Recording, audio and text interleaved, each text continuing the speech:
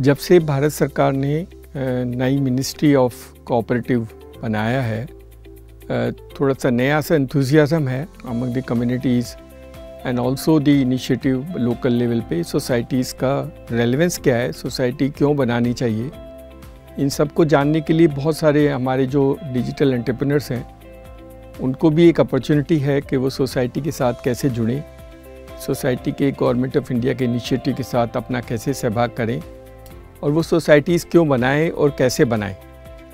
बहुत सारे एंटरप्रेन्योर्स ने पर्सनली भी और मुझे व्हाट्सएप के ज़रिए पूछा है कि हम सोसाइटी कैसे बना सकते हैं और हमें सोसाइटी क्यों बनानी चाहिए।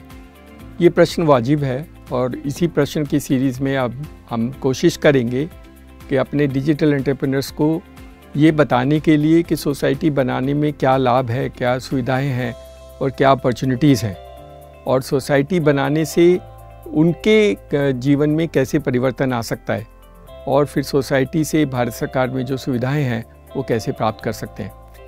तो आज पहली बार हम शुरू करते हैं कि हमें सोसाइटी क्यों बनानी चाहिए।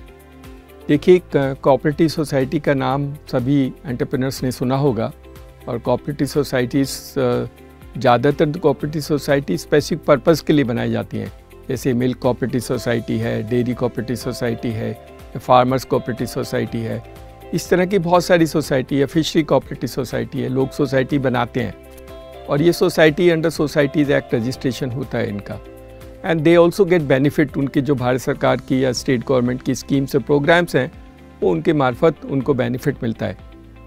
तो सोसाइटी बनाने का एक सबसे बड़ा पर्पज़ तो जैसे लगता है वो पर्पज़ ये है कि अभी जो इंडिविजुअल काम करते हो उसमें प्रोप्राइटरी है आपकी, वो आपका मालिकाना है और या फिर आप अगर कंपनी बनाते हैं तो आप फिर कंपनी चला सकते हैं और कंपनी से वही काम कर सकते हैं। लेकिन कंपनी में जो प्रमोटर्स होते हैं या जो शेयर होल्डर्स होते हैं उनका रेलेवेंस होता है, उनकी भागीदारी होती है और उनकी भागीदारी कंपनी में उनके प्रोपोर्शनेट जितने उनके शेयर्स होते हैं उसके हिसाब से होती है। सोसाइटी में जितने भी मेंबर्स बनते हैं सबकी भागीदारी बराबर होती है। सोसाइटी में सबकी जितने भी शेयर आपने मेंबरशिप बनाया है उन सब का भागीदारी होती है। सोसाइटी इंडिविजुअल्स की जगह कम्युनिटी ओनरशिप क्रिएट करती है। तो अगर आपकी डिजिटल एंटरप्रेन्योर जो आपने बनाए हुए हैं आप अपना चलाते हैं, अभी आप अपने भाई, अपनी बहन या अपने घर वाले या एक दो लोगों को रख करके चलाते हैं तो आपका अपना ऑर्गेनाइजेशन है, आपका स्ट्रक्चर है। अगर आप इसी को सोसाइटी में कन्वर्ट करेंगे तो आपके जो काम आपसे जो सुविधाएं प्राप्त करते हैं, जो लोग आपसे बर्थ सर्टिफिकेट लेते हैं या लैंड रिकॉर्ड लेते हैं या फसल बीमा रजिस्टर करते हैं, वो सब इसके मेंबर बन जाएंगे और जब ये सब मेंबर बन जाएंगे तो वो ओनरशिप उनकी भी जो होती है, उनका मालिकाना भी हो जाता है, वो भी उस सोसाइटी में भागीदार बन जाते हैं।